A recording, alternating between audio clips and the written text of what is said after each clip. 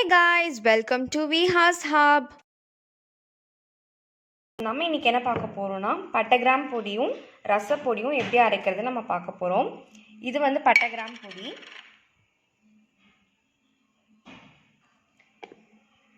இது வந்து ரசப்பொடி.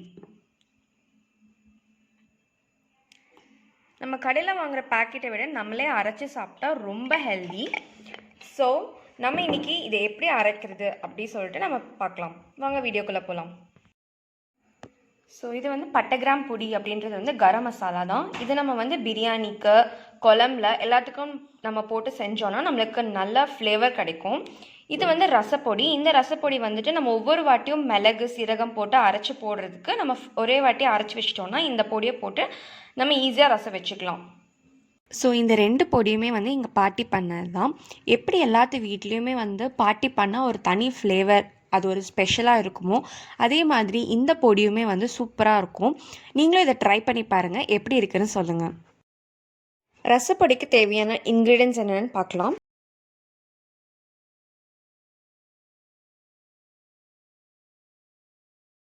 நூறு கிராம் சீரகத்தை வந்து நம்ம நல்லா வறுத்து எடுத்துக்கணும்.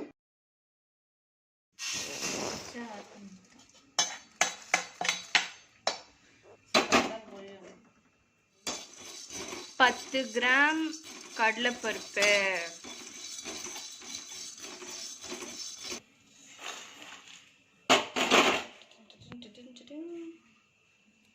இந்த மாதிரி நல்லா செவந்த விட்டு நம்ம எடுத்து இதில் போட்டுருணும்.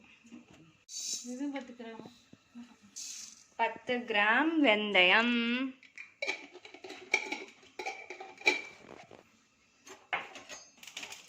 நல்லா வெடிக்கிறப்ப நம்ம வந்து வெந்தயத்தையும் இதுக்குள்ளார போட்டுக்கணும்.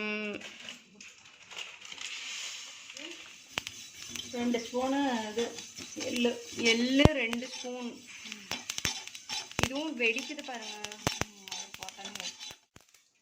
இதுவும் அரை லெவலில் வெடிக்கும். கொத்தமல்லி 10 கிராம், 10 கிராமுக்கு மேலே இருக்க மாதிரி இருக்கு. எக்ஸ்ட்ரா வரும்ல, இது கொஞ்சம் 10 கிராமுக்கு மேலாப்பில் போட்டுருங்க.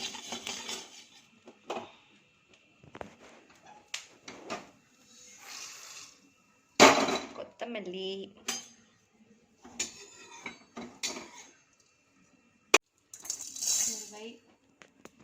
மிளகு ஒரு காய்.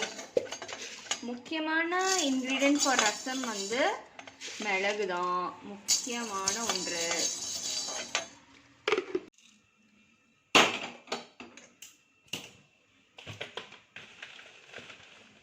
கருவேப்பிலையும் வரமிளகாயும் நல்லா வறுத்து நல்லா காய வச்சுக்கணும். இப்போ நம்ம கரம் மசாலா அரைக்கிறதுக்கு என்னென்ன இன்க்ரீடியன்ஸ் தேவை அப்படின்னு நம்ம பார்க்கலாம் வாங்க. பட்டை சோம்பு தூள் அரைக்கிறதுக்கு சோம்பு ரொம்ப முக்கியமான பொருள். நம்ம வந்து 1/4 கிலோ சோம்பு எடுத்துக்கிறோம்.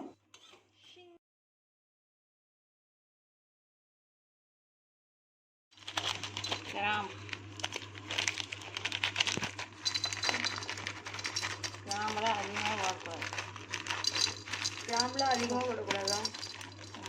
போட்டால் என்ன ஆகும்? எரியுமா?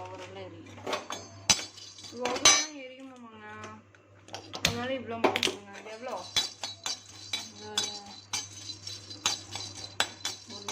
கொஞ்சம்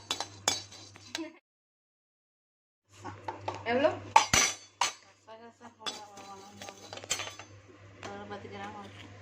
10 கிராம் கசகசா.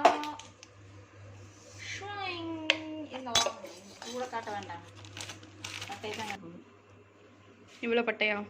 200 கிராம். உங்களுக்கு பட்டை அளவு காட்டுறதுக்காக நாங்கள் காட்டினோம். நாங்கள் தூளாக தான் போட்டிருக்கோம். நீங்கள் வந்து பட்டையை கூட அப்படியே போட்டுக்கலாம். ஸோ அவ்வளவுதான். இது வந்து ரசப்பொடிக்கு தேவையான இன்க்ரீடியன்ஸ் எல்லாத்தையும் நம்ம வறுத்து வச்சுருக்கோம். இது வந்து பட்டை கிராம் பொடிக்கான இன்க்ரீடியன்ஸ் எல்லாத்தையும் நம்ம வந்து வறுத்து வச்சுருக்கோம். இது ரெண்டத்தையுமே நல்லா வெயிலில் காய வச்சு, சூடு போகிற அளவுக்கு காய வச்சு நம்ம வந்து அரைச்சிட்டோன்னா நம்மளுக்கு ரெடி. பட்டை கிராம் பொடியும் ரெடி, அதே மாதிரி ரசப்பொடியும் ரெடி.